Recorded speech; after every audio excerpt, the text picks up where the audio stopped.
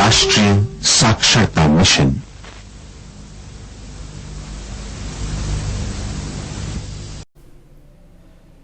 नमस्कार छात्रों, मैं आरिफ बादशाह, श्री एल सिद्धप्पा स्मारक माध्यमिक पाठशाला मुतुगुदुरु। शिक्षा की राह पर हमारे कदम, शिक्षा की राह पर हमारे कदम चैनल पर आप सबका मैं फिर से स्वागत करता हूं। मैं आज यहाँ पे 9वीं कक्षा से संबंधित कविता पढ़ाने के लिए आप लोगों के सामने में यहाँ पे हाजिर हुआ हूँ। और मैं इस कविता को पढ़ने से पहले एक आपको वीडियो क्लिप यहाँ पे दिखाता हूँ, उसको आप देखिएगा। देखने के बाद मैं कुछ प्रश्न पूछूंगा, आप लोगों को बताना है कि आपने उसमें क्या देखा है ना। बताएंगे या नहीं? हाँ ಅಂದ್ರೆ ನಾನೀಗ ಒಂದು ವಿಡಿಯೋ ಕ್ಲಿಪ್ ಅನ್ನು ತೋರಿಸ್ತೇನೆ, ಅದನ್ನು ನೋಡ್ಕೋಬೇಕು, ಅದರಲ್ಲಿ ಏನಿದೆ ಅನ್ನೋದನ್ನ ನೀವು ನನಗೆ ಹೇಳಬೇಕು, ಹೇಳ್ತೀರಲ್ವಾ? है ना। हेलो दोस्तों, आज हम आपसे हमारे पर्यावरण के बारे में बात करेंगे। हम सबको पता है कि हम मनुष्य ऑक्सीजन लेते हैं और कार्बन डाइऑक्साइड छोड़ते हैं, और पेड़ पौधे उन कार्बन डाइऑक्साइड को वापस ऑक्सीजन में बदल देते हैं, जिसके कारण हमें कभी ऑक्सीजन की कमी नहीं पड़ती। लेकिन सोचिए, अगर सारे पेड़ पौधे काट दिए जाएं, तो फिर हमें ऑक्सीजन मिल ही नहीं पाएगा और हमारा दम घुट जाएगा। हम थोड़ी देर भी जिंदा नहीं रह पाएंगे। ये स्थिति तब भी बनेगी जब पेड़ पौधों की संख्या एक निश्चित अनुपात से कम हो जाए।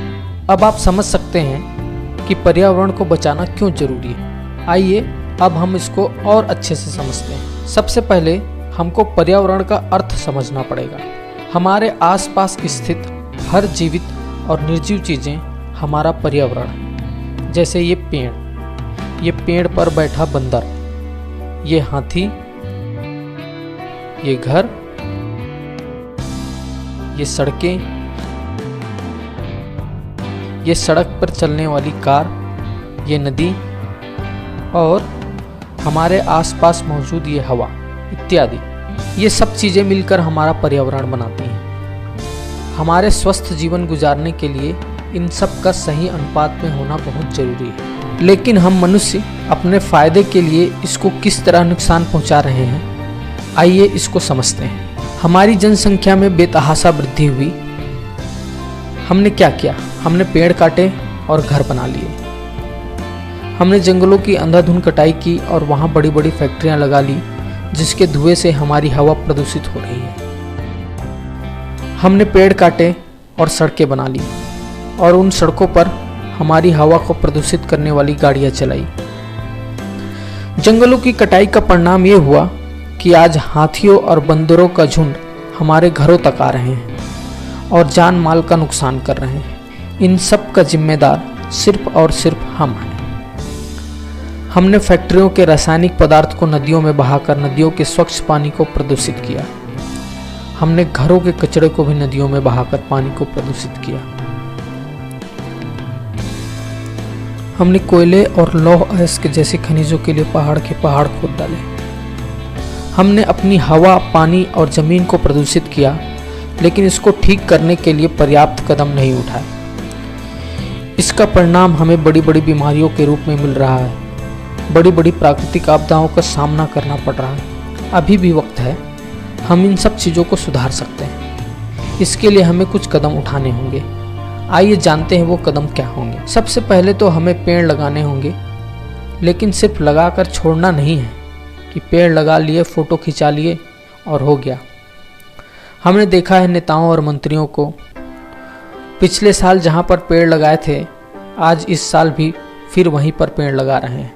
ऐसा नहीं करना है, बल्कि उस पौधे के बड़े होते तक पूरी तरह देखभाल करनी होगी।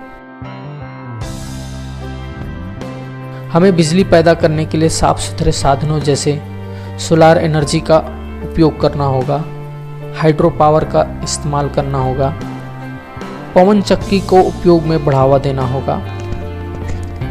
हमें प्रदूषण न करने वाले या कम प्रदूषण करने वाले वाहनों का उपयोग में बढ़ावा देना होगा, जैसे solar car, electric car, bicycle इत्यादि। हमें ज़्यादा से ज़्यादा पब्लिक ट्रांसपोर्ट का इस्तेमाल करना चाहिए। हमारी जनसंख्या वृद्धि को नियंत्रित करना होगा।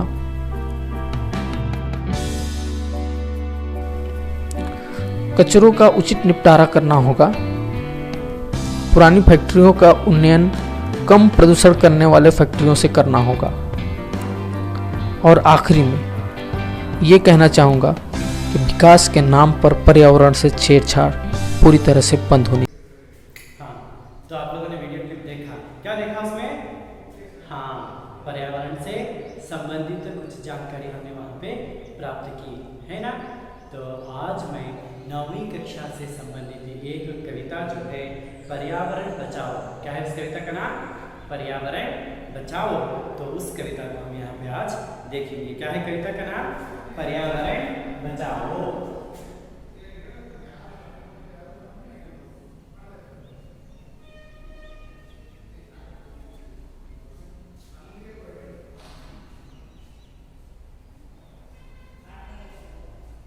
पर्यावरण बचाओ।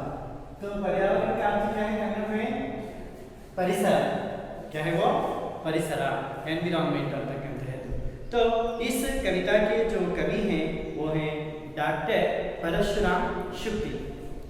डॉक्टर परशुराम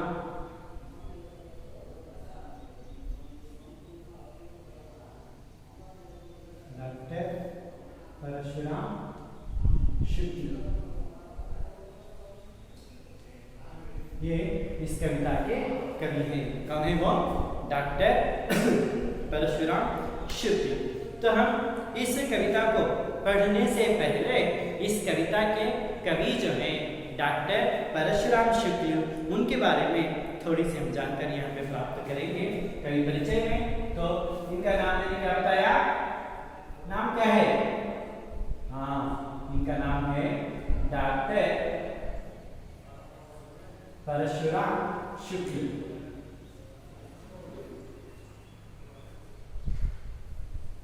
डॉक्टर परशुराम शुक्ल है ना। तो इनका जन्म हुआ, इनका जन्म जो है कब? हाँ, 6 जून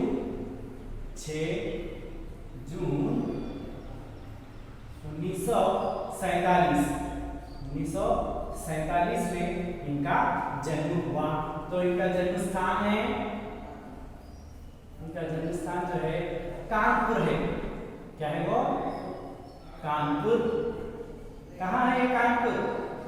यह कानपुर जो है उत्तर प्रदेश में। कहाँ पे ये? उत्तर प्रदेश में कानपुर स्थित है।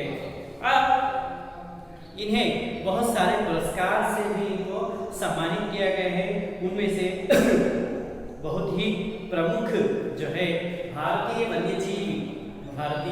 वन्यजीव इस कृति के लिए इनको पुरस्कार मिला है। चाहे वो किसके लिए पुरस्कार मिला है? पुरस्कार इन्हें इनकी एक कृति है भारतीय वन्यजीव।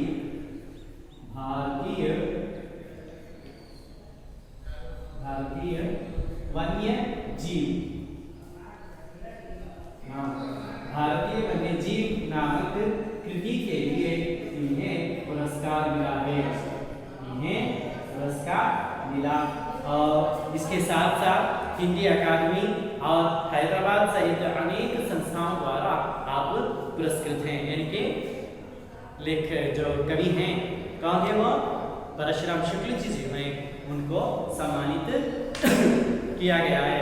ಅಂದ್ರೆ ಡಾಕ್ಟರ್ ಪರಶುರಾಮ್ ಶುಕ್ಲ ಅವರು ಜೂನ್ 6, 1949ರಂದು ಕಾನ್ಪುರ ಅಂದ್ರೆ ಉತ್ತರ ಪ್ರದೇಶದಲ್ಲಿರತಕ್ಕಂತಹ ಕಾನ್ಪುರ್ ಅಂತಕ್ಕಂತಹ ಒಂದು ಸ್ಥಳದಲ್ಲಿ ಜನ್ಮವಾಗ್ತಾ ಇದೆ. ಇವರು ಇವರಿಗೆ ಹಲವಾರು ಪುರಸ್ಕಾರಗಳು ಸಂದಿದ್ದಾವೆ. ಅದರಲ್ಲಿ ಪ್ರಮುಖವಾಗಿ ಇವರು ಕೃತಿಯಾಗಿರ್ತಕ್ಕಂತಹ ಭಾರತೀಯ ವನ್ಯಜೀವ್ ಅಂತಕ್ಕಂತಹ ಕೃತಿಗೂ ಕೂಡ ಇವರಿಗೆ ಪುರಸ್ಕಾರ ಅಂತಕ್ಕಂಥದ್ದು ಲಭಿಸಿದೆ. समझ गए ना? ಈ ರೀತಿಯಾಗಿ ಇವರ ಒಂದು ಇದನ್ನು ನಾವು ನೋಡಿದ್ವಿ. ಈಗ फिर हम देखते हैं इस कविता को पढ़ने से पहले हम इसमें आए कुछ नए शब्द जो हैं उनको देखेंगे, है ना? हाँ, शब्दार्थ में देखेंगे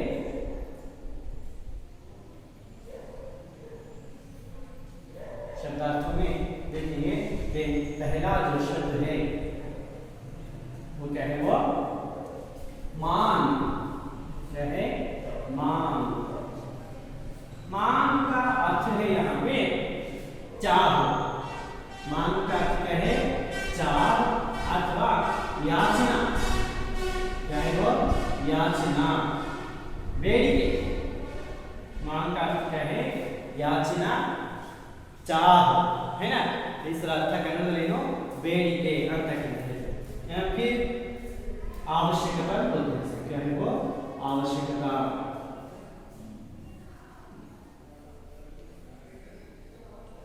आवश्यकता।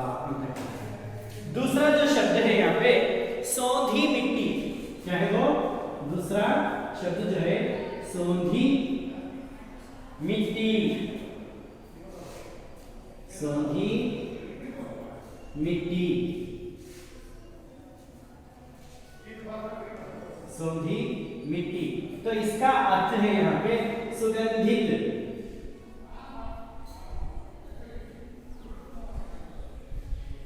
सुगंधित है ना? हाँ, सुगंधित यानी कि खुशबूदार।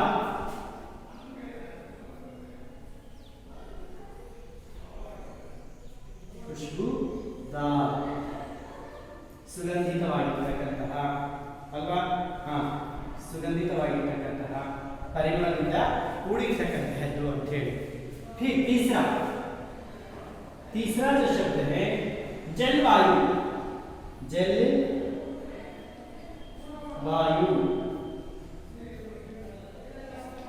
जलवायु का अर्थ है मौसम। क्या है वो? मौसम, जिसके हम अंग्रेजी में कहते हैं क्लाइमेट।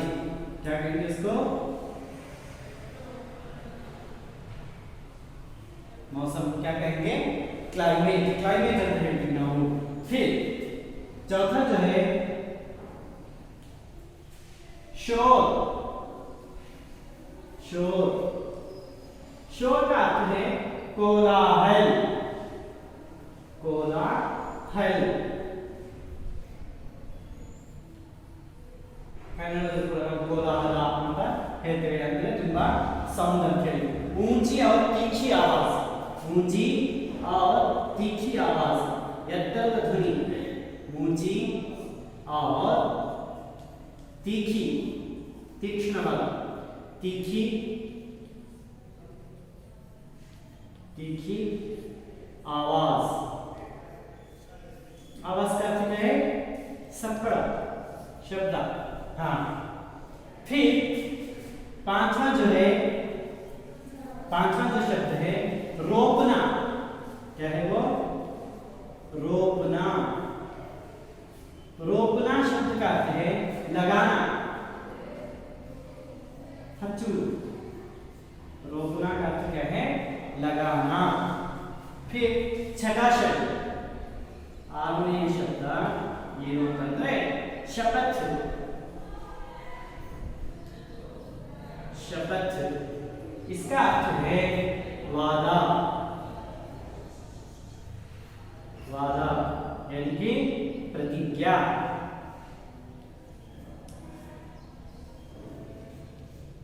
वो प्रतिज्ञा, प्रतिज्ञा, अल्वा। तो इस तरीके से यहाँ पे जो इस कविता से संबंधित कुछ नए शब्द ಅಂದ್ರೆ ಈ ಕವಿತೆಗೆ ಸಂಬಂಧಪಟ್ಟಿರತಕ್ಕಂತಹ ಕೆಲವು ಹೊಸ ಪದಗಳನ್ನು ಕೊಟ್ಟಿದ್ದಾರೆ। ಮಾನ್ का अर्थ है चाह यानी कि याचना। ಮಾನ್ ಅಂತಂದ್ರೆ ಬೇಡಿಕೆ, ಯಾಚನೆ, ಬೇಡ್ಕೊಳ್ತಕ್ಕಂತಹದ್ದು। ಅವಶ್ಯಕತೆ ಅಂದ್ರೆ ಕನ್ನಡದಲ್ಲಿ ಕೂಡ ಅವಶ್ಯಕತೆ ಅಂತ ಹೇಳ್ತೀವಿ ನಾವು। फिर सौंधी मिट्टी यानी कि खुशबूदार मिट्टी ಅಂದ್ರೆ ಸುಗಂಧಿತ ಪರಿಮಳದಿಂದ ಕೂಡಿರತಕ್ಕಂತಹ ಮಣ್ಣು। मिट्टी ಅಂತಂದ್ರೆ ಏನು? ಮಣ್ಣು। फिर जलवायु का अर्थ है मौसम। जलवायु ಅಂತಂದ್ರೆ ಏನು? मौसम, वातावरण, अल्वा, हवामान। तो क्लाइमेट कहते हैं इसको। क्या कहते हैं? क्लाइमेट। फिर शोर का अर्थ है कोलाहल। शोर ಅಂತಂದ್ರೆ ಏನು? ಕೋಲಾಹಲ ಅಂದ್ರೆ ಅತಿಯಾಗಿರತಕ್ಕಂತಹ ಸಪ್ಪಳ ಮತ್ತೆ ತೀಕ್ಷ್ಣವಾಗಿರತಕ್ಕಂತಹ ಸಪ್ಪಳ ಶಬ್ದ ಅಂತ ಹೇಳಿ। फिर रोपना का अर्थ है लगाना। रोपना ಅಂದ್ರೆ ಏನು? लगाना, ಹಚ್ಚುವುದು। ಈಗ ಸಸ್ಯನ ನೆಡ್ತೀವಲ್ಲ ನಾವು, हाँ वो है ನೆಡುವುದು। शपथ का अर्थ है वादा यानी कि प्रतिज्ञा। वादा ಅಂದ್ರೆ ಪ್ರತಿಜ್ಞೆಯನ್ನು ಮಾಡತಕ್ಕಂಥದ್ದು, ವಾದ ಭರವಸೆಯನ್ನು ನೀಡತಕ್ಕಂಥದ್ದು।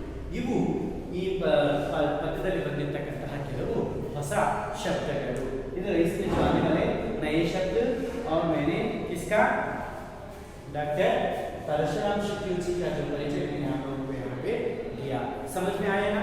अर्थ आ गया भाई दो? हाँ, अब हमने यहाँ पे इस कविता में आए कुछ नए शब्दों को देखा, कवि का परिचय भी हमने यहाँ पे देखा। अब यह जो कविता है इसमें मुख्यतः यहाँ पे शुक्ल जी क्या कहते हैं, हमारी जो अब ज्वलंत समस्या जो है पर्यावरण का जो प्रदूषण हो रहा है उसको कैसे बचाएं उसके बारे में बताया, और साथ ही साथ हमारा ध्यान यहाँ पे इस ज्वलंत समस्या की ओर आकर्षित करने का उन्होंने यहाँ पे प्रयास किया है। ಅಂದ್ರೆ ಈಗ ತುಂಬಾನೇ ಜ್ವಲಂತವಾಗಿರ್ತಕ್ಕಂತಹ ಸಮಸ್ಯೆ ಏನು ಅಂತಂದ್ರೆ ಪರಿಸರ ಮಾಲಿನ್ಯ ಆಗ್ತಾ ಇದೆ, ಅದರ ಮಲಿನತೆಯನ್ನು ಹೇಗೆ ಕಾಪಾಡಬೇಕು ಅದರ ಕಡೆಗೆ ನಮಗೆ ಆಕರ್ಷಿತಗೊಳಿಸಲಿಕ್ಕೆ ಈ ಕವಿತೆಯನ್ನ ಇಲ್ಲಿ ಯಾರು डॉक्टर परशुराम शुक्ल ಅವರು ಹೇಳ್ತಾ ಇದ್ದಾರೆ। समझ गए ना? हाँ, तो फिर अब हम देखते हैं कि इस कविता को कैसे पढ़ेंगे। मैं पढ़ते जाऊंगा, आप उसको देखते जाइएगा। पर्यावरण बचाओ, डॉक्टर परशुराम शुक्ल। आज समय की मांग यही है, आज समय की मांग यही है, पर्यावरण बचाओ। आज समय की मांग यही है, पर्यावरण बचाओ।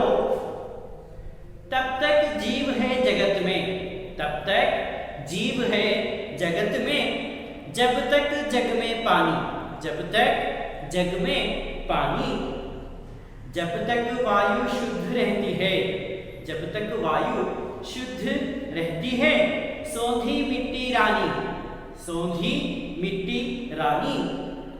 तब तक मानव का जीवन है, तब तक मानव का जीवन है, यह सबको समझाओ, यह सबको समझाओ। यानी आज समय की मांग यही है, पर्यावरण बचाओ। तब तक जीव है जगत में, जब तक जग में पानी, जब तक वायु शुद्ध रहती है, सौंधी मिट्टी रानी। तब तक मानव का जीवन है, यह सबको समझाओ।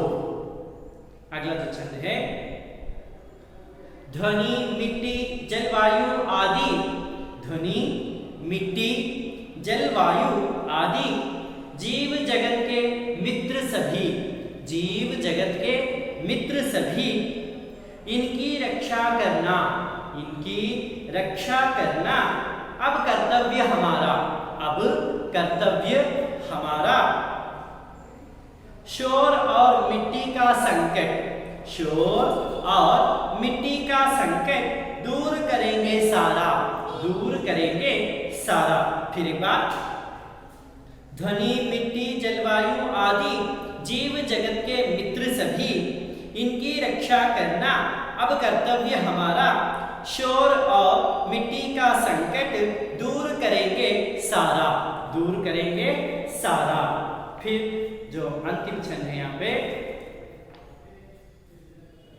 एक वृक्ष यदि कट जाए तो, एक वृक्ष यदि कट जाए तो 11 वृक्ष लगाओ, 11 वृक्ष लगाओ। एक वृक्ष हम नित्य रोपेंगे, एक वृक्ष हम नित्य रोपेंगे। आज शपथ यह खाओ, आज शपथ यह खाओ। आज समय की मांग यही है, आज समय की मांग यही है, पर्यावरण बचाओ, पर्यावरण बचाओ। फिर एक बार, एक वृक्ष यदि कट जाए तो 11 वृक्ष लगाओ। एक वृक्ष हम नित्य रोपेंगे, आज शपथ यह खाओ। आज समय की मांग यही है, पर्यावरण बचाओ। तो इस तरीके से यह जो कविता दी गई है उसको कैसे पढ़ा जाएगा, यानी कि बिना गलती किए, है ना, शुद्ध रूप से कैसे पढ़ सकते हैं, आप भी इसको पढ़ने का प्रयास कीजिएगा। ಇದನ್ನ ಯಾವ ರೀತಿಯಾಗಿ ತಪ್ಪಿಲ್ಲದೆ ನಾವು ಓದಬೇಕು ಅಂತಕ್ಕಂತಹದನ್ನ ನಾನು ಹೇಳಿಕೊಟ್ಟೆ, ನೀವು ಕೂಡ ಅದೇ ರೀತಿಯಾಗಿ ಅದನ್ನ ಓದಬೇಕು। समझ गए ना? हाँ, तो फिर इस कविता का हम अर्थ अब यहाँ पे समझेंगे। आज समय की मांग यही है। आज समय की मांग क्या है ಇವತ್ತು ಸಮಯದ ಬೇಡಿಕೆ ಏನು ಅಂತಂದ್ರೆ पर्यावरण बचाओ। किसको बचाना है? पर्यावरण को बचाना है। ಅಂದ್ರೆ ಪರಿಸರದ ಸಂರಕ್ಷಣೆ ಪರಿಸರವನ್ನ ಕಾಪಾಡತಕ್ಕಂತಹದ್ದು ಈಗ ಸಮಯದ ಒಂದು ಪ್ರಮುಖವಾಗಿರತಕ್ಕಂತಹ ಬೇಡಿಕೆ ಆಗಿದೆ, ಅವಶ್ಯಕತೆ ಇದೆ। ಈಗ ನಾವು ಪರಿಸರವನ್ನ ಕಾಪಾಡಬೇಕು। तब तक जीव है जगत में, जब तक जगत में जीव है, ಎಲ್ಲಿಯವರೆಗೆ ಜಗತ್ತಿನಲ್ಲಿ ಈ ಜೀವರಾಶಿ ಜೀವ ಸಂಕುಲ ಅಂತಕ್ಕಂತಹದ್ದು तब तक जग में पानी, तब तक जग में पानी, ಎಲ್ಲಿಯವರೆಗೆ ಜಗತ್ತಿನಲ್ಲಿ ನೀರು ಅಂತಕ್ಕಂತಹದ್ದು ಇರುತ್ತೋ ಅಲ್ಲಿಯವರೆಗೆ ಈ ಜಗತ್ತಿನಲ್ಲಿ ಜೀವಿಗಳು ಜೀವನ ಮಾಡಲಿಕ್ಕೆ ಸಾಧ್ಯ, ಜೀವಂತವಾಗಿರಲಿಕ್ಕೆ ಸಾಧ್ಯ है ना। जब तक इस जगत में इस जग में पानी है तो बहुत ही आवश्यक वस्तु हमें कौन सी है? हवा के बाद क्या है? पानी। ಗಾಳಿಯ ನಂತರ ನಮಗೆ ಪ್ರಮುಖವಾಗಿ ಬೇಕಾಗಿರೋದೇನು? ನೀರು। तो ಯಾವಾಗ ಎಲ್ಲಿವರೆಗೆ ಜಗತ್ತಿನಲ್ಲಿ ನೀರಿರುತ್ತೋ ಅಲ್ಲಿಯವರೆಗೆ ನಮ್ಮ ಈ ಪ್ರಾಣಿ ಸಂಕುಲ ಅಂತಕ್ಕಂಥದ್ದು ಉಳ್ಕೊಳ್ಳುತ್ತೆ ಅಥವಾ ಈ ಜೀವ ಜಗತ್ತು ಅಂತಕ್ಕಂಥದ್ದು ಇರುತ್ತೆ। तब तक वायु शुद्ध रहती है, जब तक वायु शुद्ध रहती है सोने मिट्टी रानी, ಎಲ್ಲಿಯವರೆಗೆ ವಾಯು ಶುದ್ಧವಾಗಿರುತ್ತೋ ಅಲ್ಲಿಯವರೆಗೆ ಸೋಂಧಿ ಮಿಟ್ಟಿ ರಾಣಿ ಅಂದ್ರೆ ಭೂಮಿಯಲ್ಲಿ ಪರಿಮಳ ಅಂತಕ್ಕಂಥದ್ದು ಬರುತ್ತೆ। ಯಾವಾಗ ನೋಡ್ತೀರಾ? कब जब बरसात पहली बार होता है तब पानी की बूंदें जब धरती पर पड़ती हैं तो कितनी है ना, कितनी अच्छी खुशबू मिट्टी की आती है या नहीं? हाँ, तो इसी तरीके से अब ये बताते हैं तब तक मानव का जीवन है, यह सबको समझाओ। ಎಲ್ಲಿಯವರೆಗೆ ಮಾನವ ಜೀವನ ಅಂತಕ್ಕಂಥದ್ದು ಇದೆಯೋ ಅಲ್ಲಿವರೆಗೂ ನಮಗೆ ಗಾಳಿ ನೀರು ಅಂತಕ್ಕಂಥದ್ದು ಬೇಕು। ಇದು ಎಲ್ಲರಿಗೂ ಕೂಡ ನಾವೇನು ಮಾಡಬೇಕು? ತಿಳಿ ಹೇಳಬೇಕು। सबको जगत में जितने लोग हैं उन सबको हमें समझाना चाहिए कि हमें पानी की आवश्यकता है और हवा शुद्ध हवा की आवश्यकता है, वायु की आवश्यकता है। इन सब चीजों की जानकारी के बारे में हमें क्या करना है? सबको समझाना है। अब ध्वनि मिट्टी जलवायु आदि जीव जगत के मित्र हैं। जीव जगत के मित्र कौन हैं? ಈ ಜೀವ ಜಗತ್ತಿನ ಮಿತ್ರರು ಯಾರು? ಸ್ನೇಹಿತರು ಯಾರು? ಧ್ವನಿ मिट्टी जलवायु। ಧ್ವನಿ मिट्टी, मिट्टी का अर्थ क्या है? ಮಣ್ಣು, ಜಲವಾಯು ಇವೆಲ್ಲವೂ ಕೂಡ ಮಿತ್ರರಾಗಿದ್ದಾರೆ, ಜೀವಿಯ ಜಗತ್ತಿನ ಮಿತ್ರರಾಗಿದ್ದಾರೆ। इनकी रक्षा करना, इनकी रक्षा करना अब कर्तव्य हमारा। किसका कर्तव्य है? हमारा कर्तव्य है। ಇವುಗಳನ್ನು ಕಾಪಾಡ್ತಕ್ಕಂಥದ್ದು ನಮ್ಮ ಕರ್ತವ್ಯವಾಗಿದೆ। शोर और मिट्टी का संकट दूर करेंगे सारा। शोर यानी कि शोर का अर्थ है यहाँ पे हाँ तीखी आवाजें जो आती हैं अल्वा, हाँ ಶಬ್ದ ಮಾಲಿನ್ಯ ಏನಾಗ್ತಾ ಇದೆ ಅದನ್ನ, ಮತ್ತೆ ಮಿಟ್ಟಿ ಕಾ ಸಂಕಟ್ ಮಣ್ಣಿನ ಒಂದು ಸವಕಳಿ ಆಗ್ತಾ ಇದೆ ಅಲ್ವಾ। ಹಾ तो इन सब का संकट जो है उसको हम दूर करेंगे, ಇವುಗಳನ್ನು ನಾವು ಹೋಗಲಾಡಿಸೋಣ, ದೂರ ಮಾಡೋಣ ಅಂತಕ್ಕಂಥದ್ದು। फिर एक वृक्ष यदि कट जाए तो 11 वृक्ष लगाओ। एक वृक्ष अगर कट गया, ಒಂದು ಮರವನ್ನು ನಾವು ಕಡಿದ್ವಿ ಅಂತಂದ್ರೆ 11 ಮತ್ತೆ ಮರಗಳನ್ನು ನಾವು ನೆಡಬೇಕು है ना। अगर एक वृक्ष कट गया तो हमें 11 का अर्थ क्या है? 11 वृक्ष लगाना है।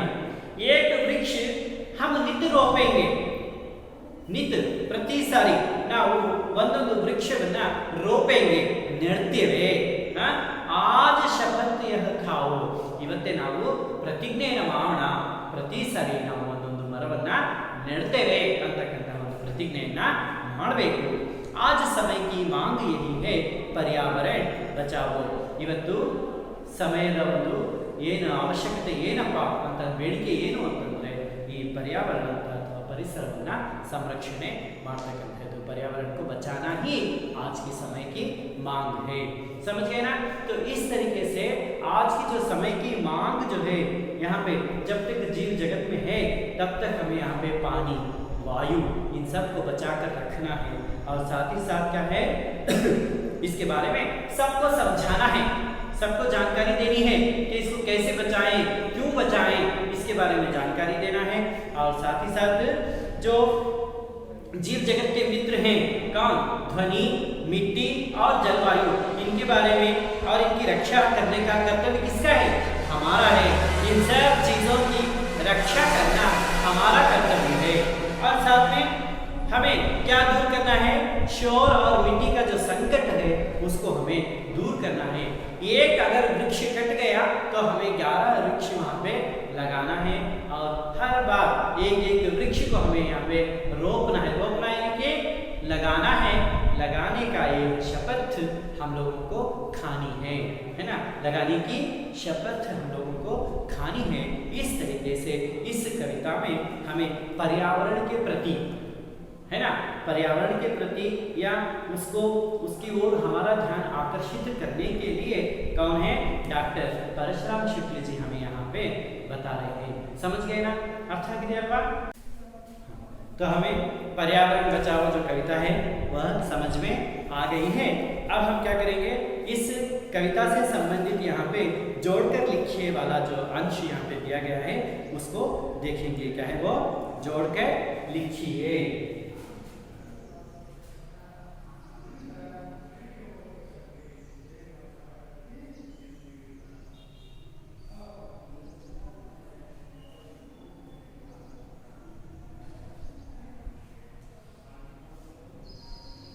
जोड़कर लिखिए। तो एक खंड में यहाँ पे दिया गया है, उसको पहले हम लिख लेंगे। पहला क्या है यहाँ पे? जग में।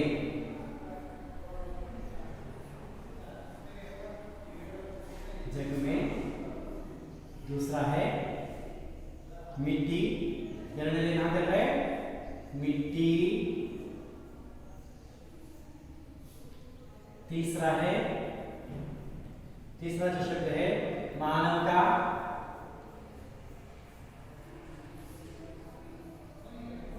मानव का। चौथा जो है एक वृक्ष। एक वृक्ष। पांचवा जो है शपथ। शपथ। छठा है समय की।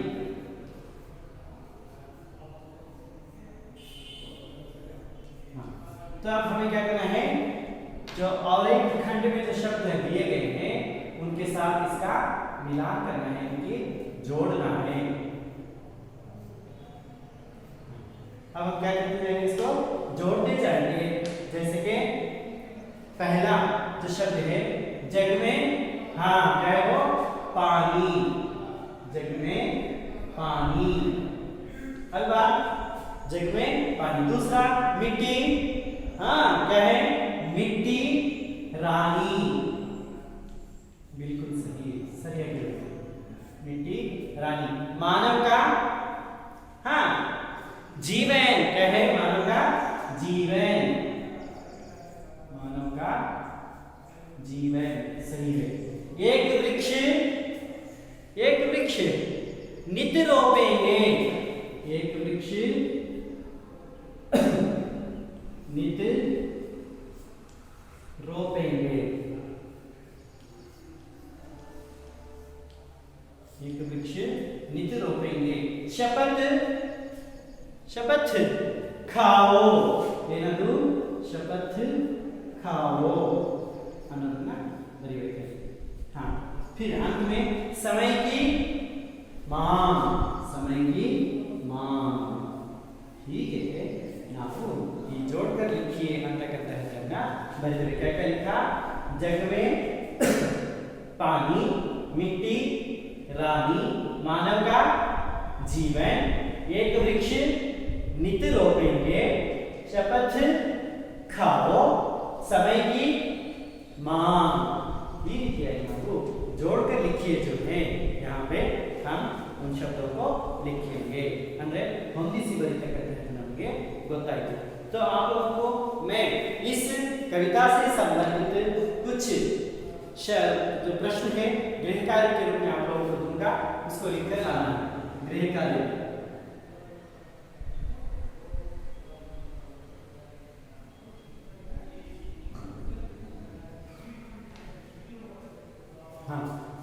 इससे संबंधित मैं क्या करूंगा, आप लोगों को कुछ प्रश्न दूंगा, आपको क्या करना है, लिख कर लाना है।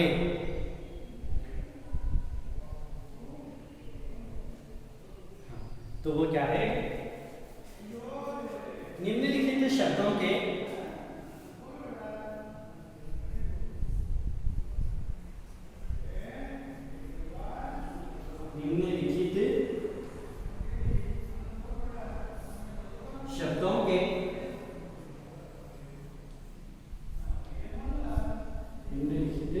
शब्दों के शुद्ध रूप लिखिए। शुद्ध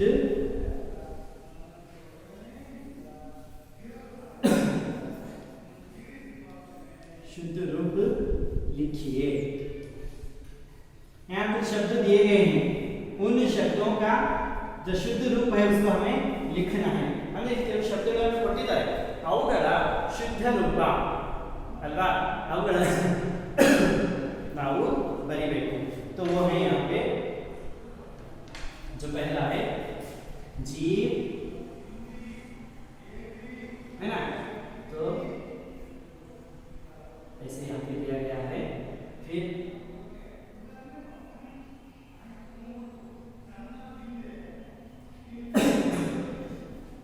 है, मैं नहीं बोलूंगा ये शब्दों को क्योंकि मैंने बता दिया, तो आप क्या करेंगे, हाँ इसी तरीके से लिखेंगे।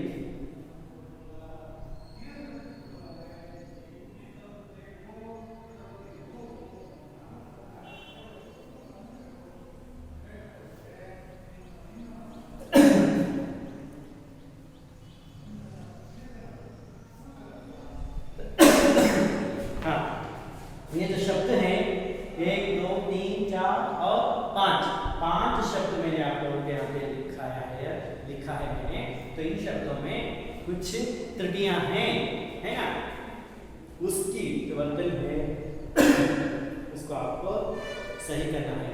स्पेलिंग ಮಿಸ್ಟೇಕ್ ಇದೆ ಇದರಲ್ಲಿ ಅಲ್ವಾ, ಕಾಗುಣಿತದ ದೋಷಗಳಿದ್ದಾವೆ, ಅದನ್ನು ಸರಿಪಡಿಸಲು ಏನು ಮಾಡಬೇಕು, ಬರೀಬೇಕು।